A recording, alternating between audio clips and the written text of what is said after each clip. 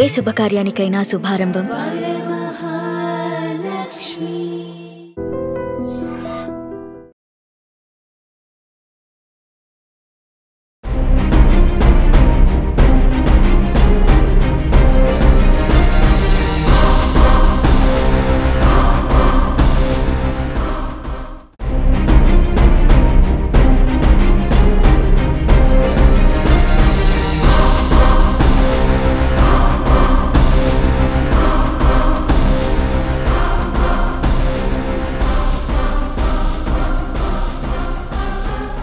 Welcome to I dream.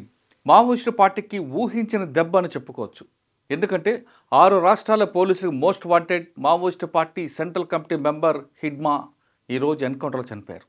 ఇప్పుడు మనం చూస్తున్నాం ఎన్కౌంటర్ జరిగిన ప్రాంతం మారేడుమిల్లి నుంచి ఇక్కడ కుట్రవాడ నెల్లూరు అనే ప్రాంతం దగ్గర జరిగినట్టు తెలుస్తుంది. ఇక్కడ ఎలా అంటే బస్తరు జిల్లాలో ఉన్న హిడ్మా ఇక్కడికి ఎందుకు వచ్చారు? ఈ మారేడుమిల్లి ప్రాంతానికి దాదాపు 350 కిలోమీటర్ల దూరం నడుచుకొని ఈ ప్రాంతానికి ఎందుకు వచ్చారు? ఈ ప్రాంతంలో ఆల్రెడీ గాజల రవి ఇక్కడ ఎన్కౌంటర్ జరిగిన ప్రాంతం జరిగింది, ఇదే ప్రాంతంలో జరిగింది. ఇక్కడికి ఎందుకు రావాల్సి వచ్చింది అంటే ఆంధ్రప్రదేశ్లో పార్టీని విస్తరించడానిక లేదు ఇక్కడ షెల్టర్ తీసుకోవడానిక అనే అంశం మనం ఒకసారి చర్చించే ముందు హిడ్మా గురించి తీసుకుందాం. హిడ్మా దాదాపు చిన్నప్పటి నుంచే మావోయిస్టు పార్టీలోకి వెళ్ళిపోయారు. వెళ్ళిన తర్వాత అతను స్కెచ్ వేస్తే ఖచ్చితంగా పోలీసులు కానీ రాజకీయ నాయకులకి వెళ్ళిపోవాలి. ఇప్పుడు మనం హిడ్మా వేసే స్కెచ్ వేసే శత్రువులకి ఇంచుమించు నూకలు చెలిపినట్లుగానే అనుకుంటారు. ఎందుకంటే అంత ఫెరోషియస్గా ఆయన వేస్తాడు, ఖచ్చితంగా ఆయన దాడుల్లో పాల్గొంటాడు. దాదాపు 26 దాడుల్లో హిడ్మా కీలక నిందితుడిగా ఉన్నారు. ఒక్కొక్కటి మనం చూసుకుంటే 2007లో సుక్మా జిల్లాలో జరిగిన ఎన్కౌంటర్లో సిఆర్పిఎఫ్ జవాన్ మీద దాడి చేసి అతను హతమార్చాడు. అదొక్కటే కాకుండా 2010లో తడ్మెట్ల మెరుపు దాడిలో దాదాపు 76 మంది జవాన్లు చనిపోయారు. ఇంకా మూడో తీసుకుంటే 2013లో జీరామ్ ఘాటి వద్ద కాంగ్రెస్ నేతలను ఊచకోత కోసిందో హిడ్మా కీలక పాత్ర. ఇంకా అంతేకాకుండా 2017లో తీసుకుంటే సుక్మా జిల్లాలో 27 మంది సిఆర్పి జవాన్లని అతను హతమార్చాడు. ఇంకా 2017 తర్వాత 2021లో ఏప్రిల్ 4 బీజాపూర్లో తరేంద్ర హిడ్మా వ్యూహంలో చిక్కుకొని అంటే అక్కడ ఆంబుష్ వేసి పోలీసులు వస్తారని పెట్టడంతో ఆయన తెలియక సిఆర్పిఎఫ్ జవాన్లు 23 వచ్చి చనిపోయారు. ఇంకా అక్కడి నుంచి అతని ప్రయాణం ఇంకా ముందుకు వెళ్తూనే ఉంది. అంటే 2021 వరకు అంటే 2017 నుంచి 2021 వరకు అతను వేసిన స్కెచ్లో దాదాపు 100 మంది పోలీసులు చనిపోయారు. అదొక్కటే కాకుండా కాంగ్రెస్ పార్టీకి సంబంధించిన శుక్లా కూడా అతను వేసిన స్కెచ్లోనే అతనుతో పాటు మరికొంతమంది చనిపోయారు. అదొక్కటే కాకుండా సల్వార్జుడు సంబంధించిన మహేందర్ కర్మ హత్యలో కూడా అతను ఒంట్లకు పోలీసులు చెప్తున్నారు. ఇంతమంది హత్యకు కారకుడైన అతని మీద ₹1,00,00,000 పైగా రివార్డు ఉంది. దాదాపు అతనికి 3 సెక్యూరిటీలు ఉంటాయి. అంటే 3 లేయర్స్లో అతనికి సెక్యూరిటీ కనిపిస్తుంటుంది. అతను కానీ ఒక స్కెచ్ వేశాడంటే ఖచ్చితంగా అందులో పడాల్సింది. ఎందుకంటే బస్తర్ జిల్లాలో కానీ అబూజ్మడ్లో కానీ ఛత్తీస్గఢ్ కానీ లేదు గేఓబీలో కానీ ఆంధ్ర ఒరిస్సా బోర్డర్ సరిహద్దు కానీ తెలంగాణ కర్రెలగుట్ల వైపు కానీ గచ్చిరోలి మహారాష్ట్ర ఎక్కడ తీసుకున్నా సరే అతని యొక్క ఆ టోపోగ్రఫీ మీద పూర్తిగా అవగాహన ఉంది. అదేవిధంగా అంతేకాకుండా కొండలు ఎక్కి దిగడంలో అతనికి మంచి నైపుణ్యం ఉంది. ఇవటే కాకుండా అతనికి వచ్చిన భాషలు గోండీ జాతికి చెందిన హిడ్మాకు గోండీ వచ్చు, హిందీ, బెంగాలీ, ఒడియా, తెలుగు ఎన్ని భాషల మీద పట్టుంది కాబట్టి అన్ని ప్రాంత ప్రజలు కూడా అతనికి బాగా లైక్ చేస్తుంటారు. ముఖ్యంగా ఆదివాసీలు అయితే అతను పిలుపు ఇస్తే చాలు మరుక్షణంలో అక్కడ వాళ్తారు. అతను ఏం చెప్పితే అది చేయడానికి సిద్ధంగా ఉంటారు. అంత ఆదివాసీలు అంత పట్టున్న హిడ్మా బస్తర్ జిల్లాలో అక్కడ వదిలిపెట్టి ఏఓబీకి ఎందుకు వచ్చారు అంటే గతంలో గాజర్ల వాళ్ళకి సంబంధించిన వ్యక్తి చనిపోయినప్పుడు అక్కడ నల్లూరి నారాయణరావు ఎలియాస్ సురేష్ ఇతని యొక్క స్టేట్ కమిటీ మెంబర్, అతనితో పాటు మరో 20 మంది మావోయిస్టులు అక్కడ ఉంటుంటారు. అతనితో పాటు టెక్ మధు కాకుండా టెక్ సురేష్, టెక్ క్రాంతి ఇతను కూడా అతనితో పాటు ఉండి అతను కూడా ఏఓబీలో ఉండడం. ఏఓబీ దాటిన తర్వాత కలిమెల బీజాపూర్ కలిమెల నుంచి బలిమెల అటువైపు తలదాచుకోవడం ఇటు రావడం జరుగుతుంది. కాబట్టి అతను ఆ ప్రాంతం నుంచి ఏఓబీ నుండి కట్ ఆఫ్ ఏరియాలోకి ఆంధ్రప్రదేశ్ రావడానికి వస్తున్నప్పుడు ఏపీ పోలీసులకు అతని వ్యూహాన్ని అడ్డుకుంటుంటారు. ఆ విధంగా అతనికి మంచి పట్టు ఉన్న ప్రాంతం అది. ఈ ప్రాంతంలోకి తలదాచుకోవడానికి హిడ్మా ఇతని సూచనల మేరకు వచ్చాడా లేదు ఇక్కడ ఆంధ్రప్రదేశ్లో కూడా మరోసారి పార్టీ పూర్తిగా ఉనికి కోల్పోతుంది కాబట్టి ఇక్కడ కూడా పార్టీని మరొకసారి బలోపేతం చేయడానికి ఆదివాసీలను సమకూర్చుకోవడానికి అతను ఏమైనా వ్యూహంలో భాగంగా ఇక్కడికి వచ్చాడా అనే విషయాన్ని పోలీసులు ఇంకా చెప్పట్లేదు. మొత్తమే తీసుకుంటే ఈరోజు ఉదయం 4 గంటల నుంచి కూడా కాల్పులు జరిగాయి. ఆ కాల్పుల్లో 6 చనిపోయారు. 6లో హిడ్మాతో పాటు అతని భార్య, మరొక మహిళ ఉన్నారు, ఇంకొక వ్యక్తి కనిపిస్తున్నారు. ఇతనితో పాటు నారాయణరావు అలియాస్ సురేష్, అదేవిధంగా టెక్ క్రాంతి కూడా చనిపోయినట్లుగా మనకు సమాచారం అవుతుంది. అయితే ఈ ఆపరేషన్ చూస్తుంటే హిడ్మా ఎందుకు వచ్చారనేది ఆఫీసర్ల యొక్క చాలా ఇంపార్టెంట్ టాస్క్గా తీసుకున్నారు. కాబట్టి నిన్న రాత్రి నుంచి ఏపీ డీజీపీ గారు హెడ్ క్వార్టర్లోని తెల్లవారుజామున 4 గంటల వరకు ఉండి అతనితో పాటు సీనియర్ ఆఫీసర్లు అందరూ రావడం, కూర్చొని ఈరోజు 4 గంటలకి డీజీపీ గారు అంతా ఆపరేషన్ అయిపోయిన తర్వాత వెళ్ళారంటే ఇది ముందస్తు భాగంగానే జరిగినట్లుగా చెప్పుకోవచ్చు. ఎందుకంటే ఆంధ్రప్రదేశ్లో ఎస్ఏబీలో ఒక ఆఫీసర్ ఉన్నారు. ఆయన డైరెక్ట్గా హిడ్మాతో కొరియర్గా పనిచేస్తున్నారు అనేది అందరికి బహిరంగ రహస్యం. అతను ఒక డిఎస్పీ స్థాయి అధికారి. ఎప్పుడు హిడ్మా మీద వాచ్ చేయడం, హిడ్మాకు సంబంధించిన అన్ని వివరాలన్నీ అందించడంలో హిడ్మా అతన్ని కొరియర్గా భావించాడు. కానీ అతను మాత్రం పోలీస్ అనే విషయం హిడ్మాకు తెలియపోవడంతోని అతను వ్యూహంలో పడి ఈ విధంగా హిడ్మా ఇటు వచ్చాడని మాత్రం ఒక ప్రాథమిక సమాచారం. అది ఎంతవరకు కరెక్ట్ అనేది ఇంకా ఎవరూ ధృవీకరించట్లేదు. మొత్తం మీద తీసుకుంటే హిడ్మా ఇప్పుడు మనం చూస్తున్నాం మారేడుమిల్లి అటవీ ప్రాంతం, ఇది రాజమండ్రికి దగ్గరగా కనిపిస్తుంటుంది. ఇక్కడ నుంచి ఒక మారేడుమిల్లి మద్దలూరు, ఇక్కడ నుంచి మనం తీసుకుంటే ఇప్పుడు ఇక్కడ గొండివాడ ఈ ప్రాంతంలోనే ఎన్కౌంటర్ జరిగినట్లుగా మనకు సమాచారం అవుతుంది. ఈ గొండివాడ అనేది నెల్లూరు, కుట్రవాడ, పాములేరు ఇవన్నీ కూడా ఈ ప్రాంతం అంతా కూడా కంప్లీట్గా టైగర్ రిజర్వ్ ఫారెస్ట్గా కనిపిస్తుంటుంది. మారేడుమిల్లి ఇక్కడ చూస్తుంటే మనకి జలతరంగిణి, అదేవిధంగా వలమూరు, ఈ అమృతధార ఇవన్నీ ఈ ప్రాంతం అంతా కూడా కంప్లీట్గా ఒకప్పుడు మావోయిస్టు పార్టీకి పెట్టిన కోట. కానీ ఇప్పుడు క్రమేపీ అది దూరమైపోయింది. ఎందుకంటే పోలీసుల యొక్క ఇది ప్రాంతం అంతా తిరగడం, అంతేకాకుండా ప్రభుత్వ పథకాలు కూడా ఈ ప్రాంతంలోకి పూర్తిగా వెళ్ళడంతో ఇక్కడ నుండి ప్రజలు పార్టీకి దూరంగా అయ్యారనే విషయం తెలుస్తుంది. కానీ ఇక్కడ నుంచి ఇక్కడ రావాలనుకుంటే తెలంగాణ నుంచి ఇటు రావాలి. కాబట్టి ఇక్కడికి వచ్చే దారిలో కొంత అక్కడక్కడ ఆదివాసులు కనిపిస్తుంటారు. వాళ్ళ యొక్క సహకారంతో వీళ్ళు వస్తున్నారని తెలుస్తుంది. అంతేకాకుండా తెలంగాణ సరిహద్దులో ఉన్న కొన్ని గ్రామాలు, గూండాల అనే గ్రామంలో పార్టీకి సంబంధించిన కొంతమంది కార్యకర్తలు అతనికి సపోర్ట్ చేయడంతో గతంలో గాజర్ల రవి కూడా ఇదే విధంగా రావడం, వాళ్ళకి ఇచ్చిన వాళ్ళకి షెల్టర్ ఇవ్వడం, తర్వాత గాజర్ల రవి కూడా ఈ ప్రాంతంలో రావడంతో ఇప్పుడు మనం చూస్తున్న ఈ గోండి ఈ ప్రాంతంలోని గతంలో కూడా గాజర్ల రవితో పాటు మరికొంతమంది ఎన్కౌంటర్ అయ్యారు. ఇప్పుడు మనం చూస్తున్న ఫీల్డ్లో ఎలా వచ్చుంటాడు, దాదాపు 350 కిలోమీటర్లు ఎక్కడ బీజాపూర్ జిల్లా దాటి బస్తర్ నుంచి బీజాపూర్ జిల్లా వరకు ఏ విధంగా వచ్చారనే విషయాన్ని మనం ఒకసారి చూద్దాం. నేషనల్ పార్క్లో చుట్టూ సెక్యూరిటీ మధ్య ఉండే హిడ్మా మారేడుమిల్లి ఎలాగొచ్చారనేది మనకున్న సమాచారం ప్రకారం ఒకసారి చూద్దాం. ఇప్పుడు మనకు కనిపిస్తుంది రంపచోడవరం, మారేడుమిల్లి, గుడిస, మోతుగూడెం.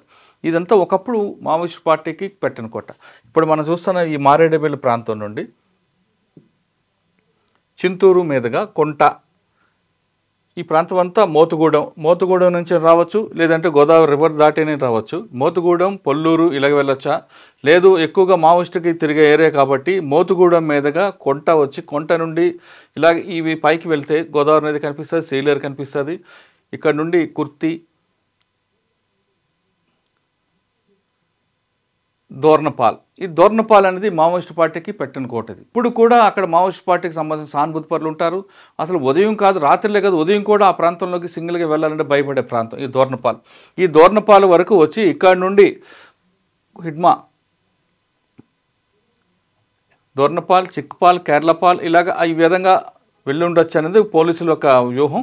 పోలీసులు అనుమానిస్తున్నారు. ఇంకా మనం తీసుకుంటే చుట్టూ బందోబస్తు మధ్య ఇప్పుడు చూస్తున్న ఇంద్రావతి నేషనల్ పార్క్లోనే ఎక్కువగా మావోయిస్ట్ పార్టీకి సంబంధించిన వాళ్ళు సీనియర్ క్యాడర్లు అందరూ ఇక్కడ ఉంటున్నారు కదా తెలుస్తుంది. ఎందుకంటే నేషనల్ పార్క్లో గుహలు ఎక్కువ ఉంటాయి కాబట్టి ఈ ప్రాంతంలోనే సేఫ్ అని ఇప్పుడు ఉన్న యూజీలో ఉన్న మావోయిస్టులను భావిస్తుంటారు. అందులో భాగంగానే హిడ్మా కూడా ఈ ప్రాంతంలో తలదాచుకొని ఇప్పుడు ఇక్కడ నుండి దాదాపు 350 కిలోమీటర్లు అంటే మనకి దంతెవాడ ఈ ప్రాంతం దాటుకొని అలాగే ఆంధ్రప్రదేశ్లోకి ఎంటర్ అయినట్లుగా మన సమాచారం అందుతుంది. ఇది ఎంతవరకు కరెక్టా అనేది పోలీసులు చెప్పాల్సిన అవసరం ఉంది. ఇప్పుడు ఇక్కడ నుండి అక్కడికి వచ్చి సుకుమా మీదుగా ఈ ప్రాంతం మల్కన్గిరి, లంబసింగి ఆ విధంగా ఇక్కడ మనకి ఆ రూట్లో మారేడుమిల్లి వరకు రావడం, ఈ ప్రాంతంలో ఎన్కౌంటర్లో చనిపోయినట్లుగా సమాచారం అవుతుంది. అయితే ఈ ప్రాంతానికి ఎందుకు వచ్చారనే విషయాన్ని మాత్రం ఇంకా ఇన్ఫర్మేషన్ రావాల్సి ఉంది. ఎన్కౌంటర్ జరిగి ఆగిపోయినా ఇంకా కోంబింగ్ అయితే నడుస్తుంది. ఎందుకంటే ఆయన హిడ్మాతో పాటు దాదాపు 30 మంది వరకు ఇంకా చుట్టూ సెక్యూరిటీలు వస్తారు కాబట్టి అంటే 3 లేయర్స్ దాటి 3 విభాగాలు దాటి హిట్మాన్ కొట్టారంటే వీళ్ళందరూ పారిపోయి ఉండొచ్చు, లేదా వీళ్ళందరినీ ట్రాప్ చేసి అరెస్ట్ చేయడానికి తీసుకొచ్చి హిట్మాన్ మాత్రం ఎన్కౌంటర్ చేశారనేది ఇంకా మనకు సమాచారం రావాల్సి ఉంది. మొత్తమే తీసుకుంటే మావోయిస్ట్ పార్టీకి ఊహించిన దెబ్బ అని చెప్పచ్చు. ఎందుకంటే సెంట్రల్ కమిటీ సంబంధించిన అందరూ కూడా ఒకవైపు లొంగిపోవడమో మరోవైపు అరెస్ట్ అవ్వడమో లేదా ఎన్కౌంటర్లో చనిపోతున్నారు. కాబట్టి ఇక పార్టీకి ఊహించలేని దెబ్బ కనిపిస్తుంది. ముఖ్యంగా ఎక్కడైతే పార్టీకి బలం ఉందో ఛత్తీస్గఢ్, మహారాష్ట్ర, గోండి ఆ ప్రాంతంలో, ఆ ప్రాంతానికి సంబంధించిన వ్యక్తే ఇక్కడ ఎన్కౌంటర్ చనిపోవడంతో ఆ ప్రాంతంలో వాళ్ళందరూ కూడా పార్టీ వైపు వస్తారా లేదా అనేది మాత్రం ఇంకా ఆలోచించాల్సిన అవసరం ఉంది. మొత్తమే తీసుకుంటే ఈ ప్రాంతంలో ఈ విధంగా జరుగుతుంటే ఇప్పటికీ కొంతమంది అరెస్ట్ చేశారు. ఈ క్రమంలో ఇది జరుగుతున్న క్రమంలోనే విజయవాడ దగ్గర కానూరు ఆ ప్రాంతంలో కొంతమంది మావోయిస్టు పార్టీ సానుభూతి పరులు ఉన్నారంటూ పోలీసుకి ఇన్ఫర్మేషన్ రావడంతో అక్కడ కూడా దాడులు చేయడం, ఒక దాదాపు 10 నుంచి 15 మంది వరకు కూడా అదుపులో తీసుకొని విచారిస్తున్నట్టుగా సమాచారం అవుతుంది.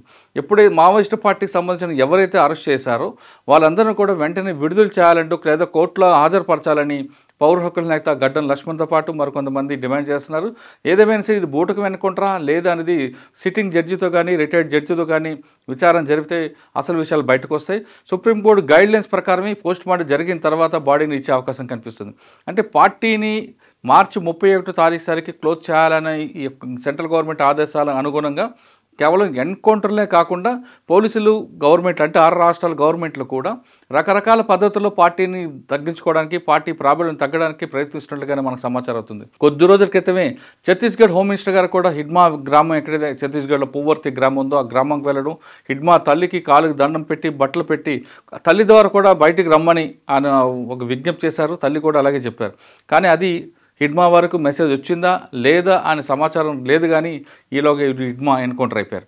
ఇంకోవైపు ఎక్కడైతే కొంతమంది సెంట్రల్ కమిటీ ఇప్పుడు ప్రస్తుతం మావోయిస్టు పార్టీకి మెయిన్ లీడర్ తిరుపతితో పాటు ఆజాద్, అదేవిధంగా బడే చొక్కారావు గారు, అదేవిధంగా ఆజాద్ గారు వీళ్ళందరూ కూడా ఇంకో లోపల ఉన్నారు. వాళ్ళని కూడా బయటికి రమ్మని కూడా ములుగు ఎస్పీ గారు కానీ లేదా తెలంగాణకు సంబంధించిన పోలీస్ ఆఫీసర్స్ అందరూ కూడా విజ్ఞప్తి చేస్తున్నారు.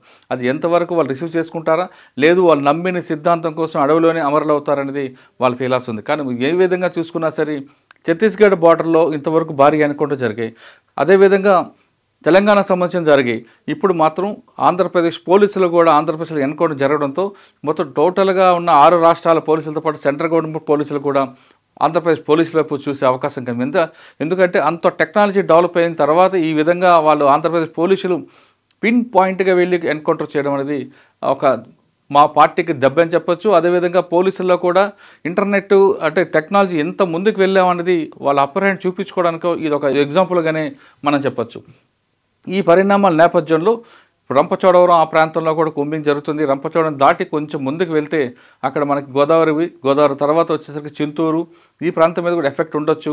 ముఖ్యంగా హిడ్మా ఎన్కౌంటర్ తర్వాత పార్టీలో కూడా కొంతమంది అంటే ఆంధ్రప్రదేశ్లో తెలుగువారు చనిపోయిన తెలుగుకు సంబంధించిన నాయకులు చనిపోయినప్పుడు రిటైలేషన్ లేదు. కానీ ఖచ్చితంగా గోండికి సంబంధించిన వ్యక్తి చనిపోయాడు కాబట్టి ఛత్తీస్గఢ్ అదేవిధంగా మహారాష్ట్ర సరిహద్దుల్లో మాత్రం ఆయన సానుభూతి పరులు ఎక్కడో అంటే ఆ ప్రాంతంలో ఎక్కడో దగ్గర అటాక్ చేసే అవకాశం మాత్రం ఒక సింబల్ కనిపిస్తుంది. ఏదో రకంగా చేయొచ్చు వాళ్ళు అనే విషయాన్ని పోలీసులకు గుర్తించి ఛత్తీస్గఢ్ ప్రాంతం కానీ అదేవిధంగా మహారాష్ట్ర సంబంధించిన ప్రాంతాల్లో కానీ నేషనల్ పార్క్ చుట్టుపక్కల ప్రాంతాల్లో కానీ తెలంగాణ సరిహద్దు ప్రాంతాల్లో ఆంధ్రప్రదేశ్ సరిహద్దు ప్రాంతాల్లో ఎవరైనా సరే రాజకీయ నాయకులు కానీ మాకు చెప్పకుండా గ్రామాలకు వెళ్ళొద్దని, ఎవరికైతే థ్రెట్ ఉందో వాళ్ళందరూ కూడా కేర్ఫుల్గా ఉండాలని పోలీసులు మాత్రం సూచిస్తున్నారు.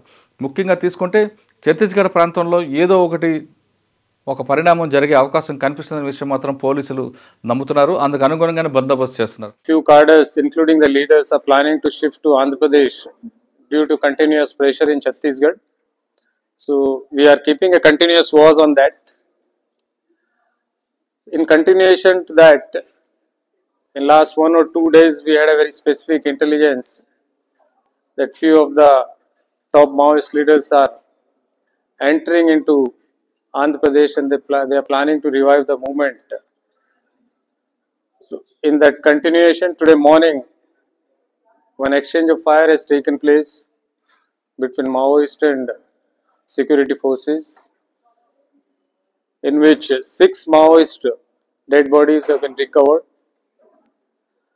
So far, what identification we could fix is Madhvi Hidma. He is the central committee member. and first. ఇది హిడ్మా ఎన్కౌంటర్పై ఒక విశ్లేషణ. మరో విషయంలో మళ్ళీ కలుద్దాం. అంతవరకు నమస్తే. Thank you very much.